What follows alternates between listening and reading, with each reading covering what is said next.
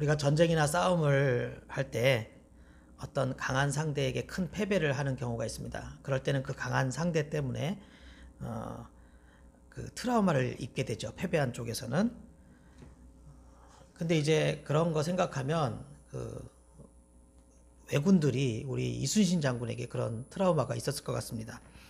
그래서 이순신 장군이 백전백승을 하니까 뭐 왜군들은 이순신 장군이 나타났다고 하면 싸우기도 전에 겁을 먹고 그런 트라우마로 인해서 싸우기 전부터 두려운 것이죠. 그래서 이제 이순신 장군이 죽기 전에 그 노량해전 전투를 할 때 자기가 이제 총에 맞았는데도 자신의 죽음을 적들에게 알리지 말라 그렇게 말했던 것 같습니다. 그만큼 존재한다는 것만으로도 적들에게 실질적으로 위협을 가할 수가 있다는 것이죠.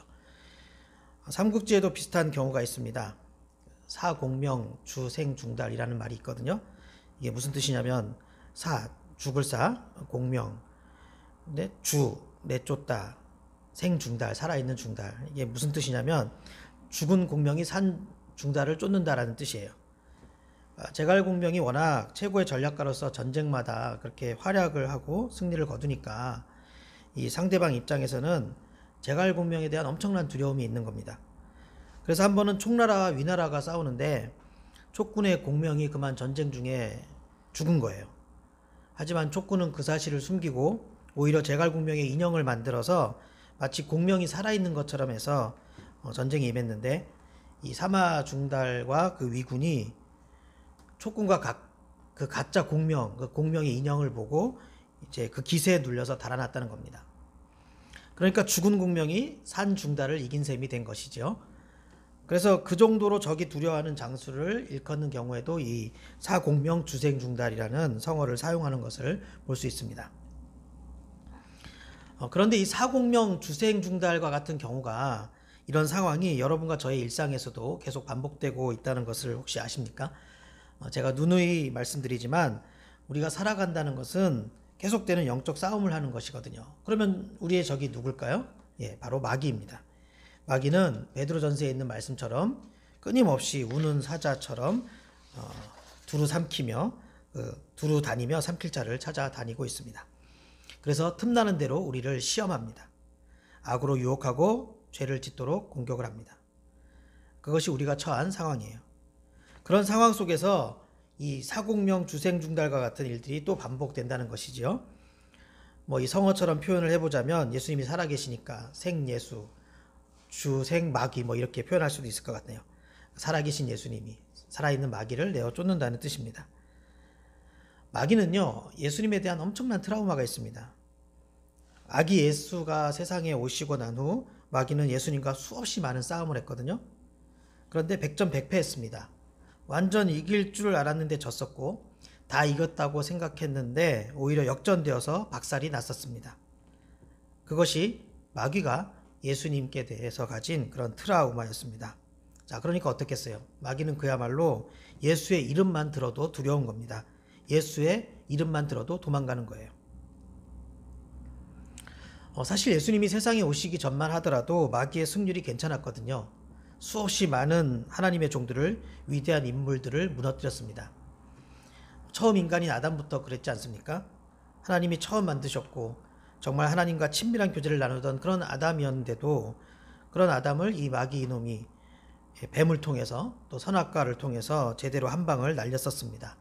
그래서 아담에게 있어서 최고의 안식처였던 에덴 동산에서의 삶도 파괴시키고 또 아담에게 최고의 반려자였던 하와와의 관계도 파괴시켰습니다. 아담뿐이겠습니까? 이름 좀 있다고 하는 또 믿음 좀 있다고 하는 인물들에게 큰 거 한 방씩 다 먹였죠. 아브라함, 삼손, 다윗, 엘리야 등등 마귀의 유혹이라는 공격에 다들 얻어맞았었습니다.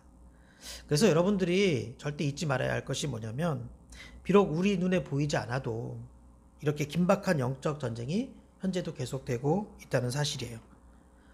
지난번 다니엘 큐티에서도 보셨겠지만 다니엘이 21일 작전 기도를 하고 있는 그런 가운데 천사장인 미가엘이 하늘로부터 다니엘을 향해서 출발을 하고 그걸 또 중간에 마귀가 나타나서 막 방해하고 싸우고 그렇게 막 스펙터클한 상황들이 막 펼쳐지지 않습니까?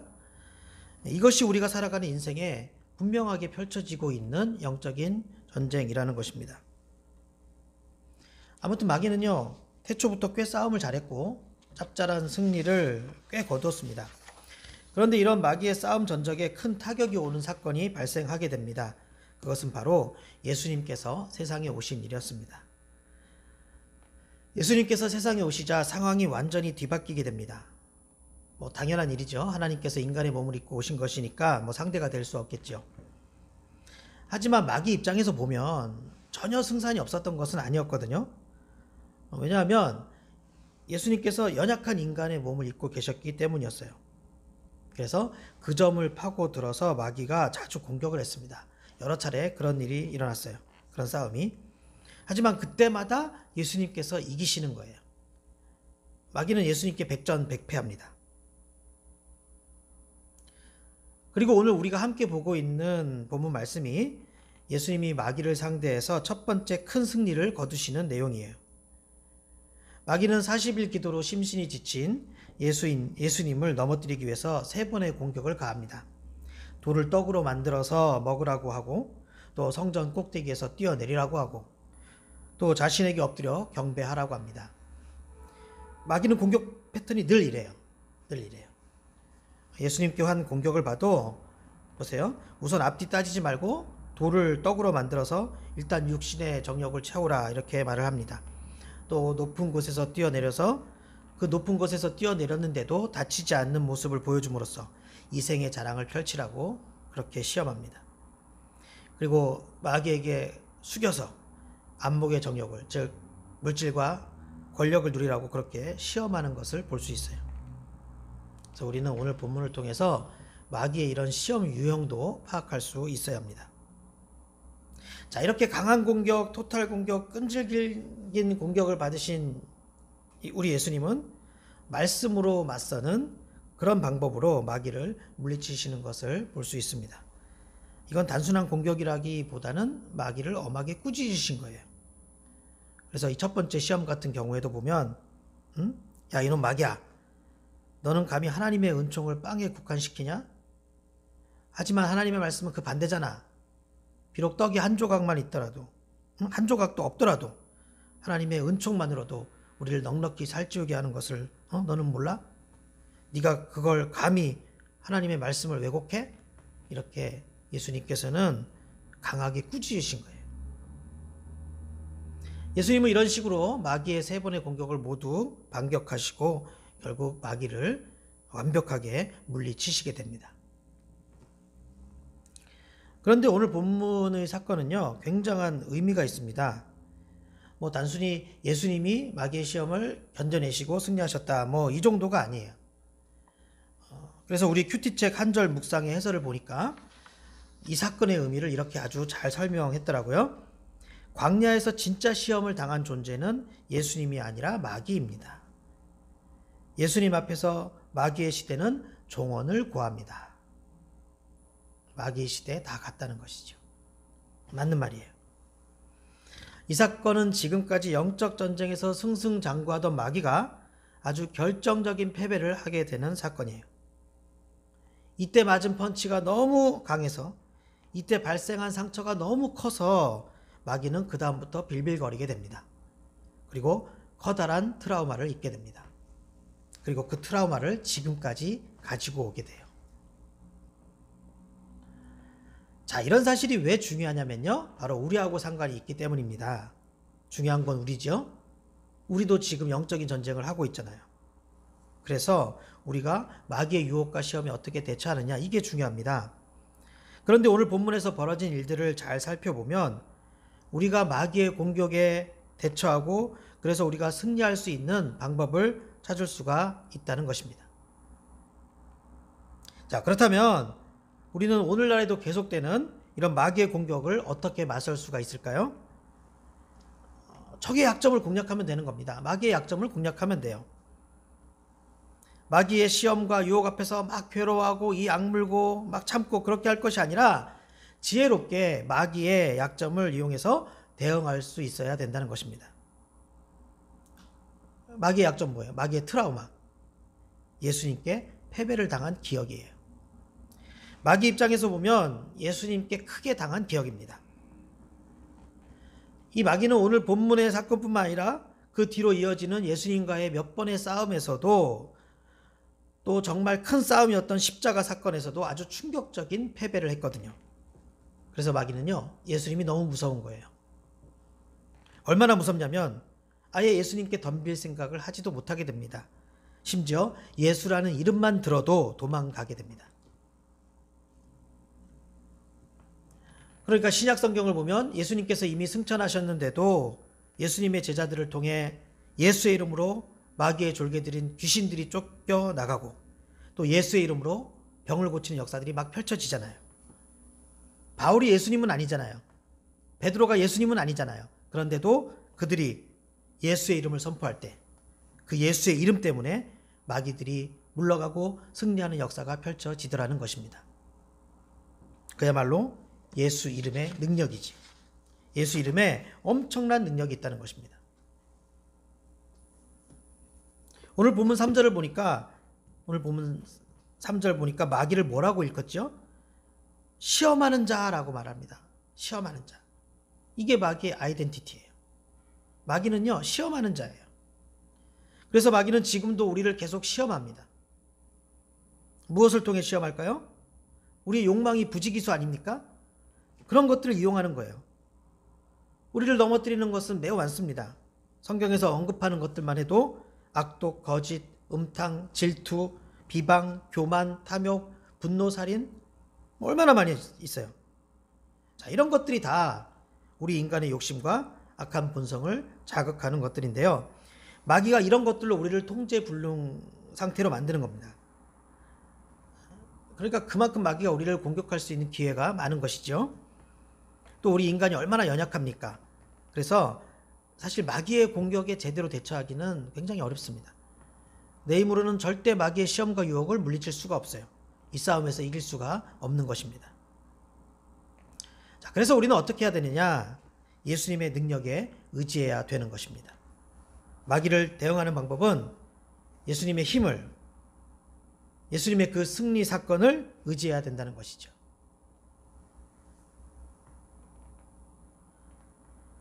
아담은 비록 마귀의 시험에 넘어졌어도 우리는 이길 수가 있습니다. 그 훌륭한 다윗조차도 마귀의 시험에 넘어질 때가 있었습니다. 하지만 우리는 이길 수가 있다는 것이에요. 왜 그럴까요? 어떻게 이길 수 있을까요? 예수님의 능력으로 이길 수가 있는 것입니다. 우리는 우리 앞서 시범을 보여주신 예수님이 계시거든요. 우리는 우리 앞서 예수님께서 이미 마귀를 그로기 상태로 만들어 놓으셨거든요. 그래서 우리가 우리 믿음의 선배들보다 더 유리한 거예요. 오늘 본문을 보시면 마귀의 세 가지 공격에 예수님이 모두 하나님의 말씀으로 물리치시는 것을 볼 수 있습니다. 그 말씀은 모두 다 기록된 말씀이에요. 기록된 말씀. 예수께서 대답하여 이르시되 기록되었을 때, 이렇게 말씀하시잖아요. 자, 여기서 기록된 말씀이라는 것은 성경 말씀을 말하는 거예요. 성경 말씀. 우리도 이렇게 마귀와 맞설 때 성경 말씀으로 맞서야 된다는 거예요. 그래서 마귀를 맞서는 방법은 두 가지입니다. 첫째는 이렇게 성경 말씀으로 맞서는 것입니다. 우리가 성경을 매일매일 깊이 묵상하는 것 정말 중요하고요. 또 거기서 그치는 것이 아니라 마음판에 새겨야 합니다. 그래서 마음판에 새기려면 어떻게 해야겠어요? 이 암송이 중요한 거예요. 여러분, 성경 말씀을 되도록 많이 암송하시기 바랍니다. 이 암송까지 못해도 숙지하는 수준까지는 꼭 가야 돼요. 마귀의 공격이 올 때 성경 말씀이 대충은 생각이 나는데 뭐 정확히는 몰라갖고 막 우물쭈물대고 그렇게 그냥 마귀의 유혹에 넘어가서야 되겠습니까? 자, 그런데 그런 일이 충분히 벌어질 수 있다는 거예요. 이 말씀을 확실하게 내 마음판에 새겨놓지 않으면 그렇게 되는 거예요. 하지만 마귀가 우리를 넘어지게 만들 때, 어떤 죄를 짓게 만들 때, 그럴 때 성경 말씀만 내 마음에 제대로 박혀 있으면 어떤 것이 옳고 그른지를 딱 판단할 수 있게 되는 거예요. 그리고 그 말씀이 딱 떠올라서 내가 넘어지지 않게 되는 것입니다. 이게 마귀를 맞서는 방법이에요. 뭐 예를 들어서 마귀가 선악과를 따먹어, 이렇게 말을 한다고 하면 내가 그렇게 얘기하는 거야. 아니야, 하나님께서 이르시되 선악과를 따먹지 말라 하셨어. 이렇게 내 마음판에 새겨져 있는 그 하나님의 말씀으로 마귀에 맞설 수 있는 것이죠. 마귀의 시험을 단호하게 물리칠 수가 있는 것이죠. 자, 그리고 여기에다가 한 가지 더 좋은 방법이 있습니다. 바로 예수의 이름을 선포하는 거예요. 예수의 이름을. 마귀는 예수의 이름에 굉장한 공포심을 가지고 있습니다. 감히 상대하지 못해요. 그렇기 때문에 마귀의 공격이 다가올 때 오늘 본문처럼 뭐 육신의 정욕을 이끌리게 하는 유혹을 한다든지 이생의 자랑을 하게끔 유혹을 한다든지 그럴 때 선포하는 거예요. 예수의 이름으로. 어떻게 선포하느냐? 예수의 이름으로 명하노니 지금 나를 유혹하고 나를 시험하는 마귀는 물러가라. 물러갈지어다. 예수의 이름으로 물러가라고 선포하는 거예요. 뭐 예를 들어서 마귀가 내 마음속에 선악과를 따먹어 볼까?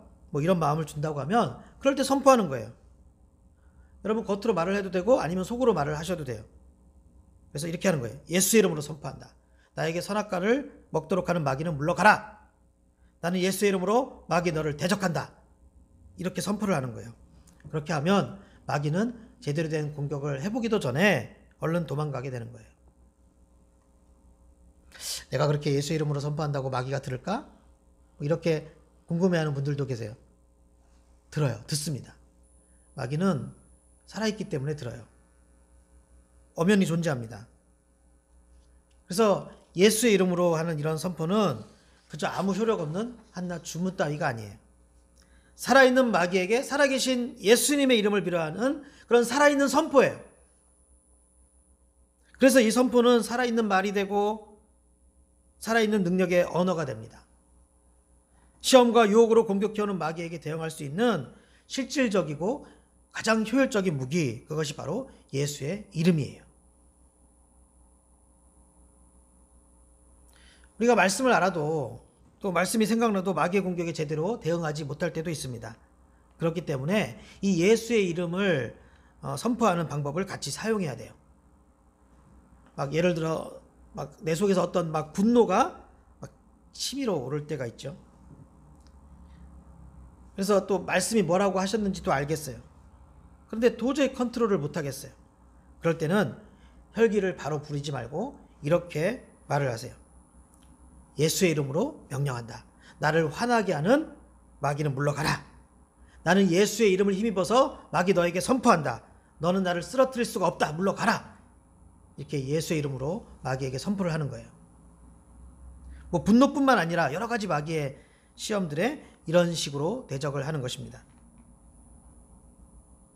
이게 내가 나를 이기는 게 제일 어렵다고 하지 않습니까? 그만큼 우리는 약한 존재예요. 그러니까 우리가 마귀의 공격에 내 힘으로 맞서면 백전백패하는 것이에요.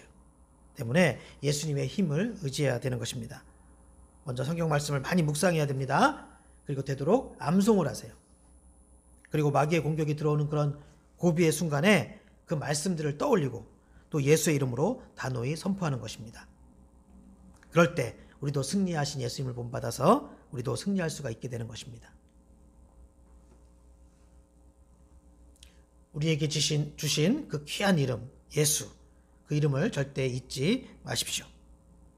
그리고 이 위대한 능력을 묵혀둔 채 마귀의 공격에 갈팡질팡 그렇게 흔들리지 마시기 바랍니다.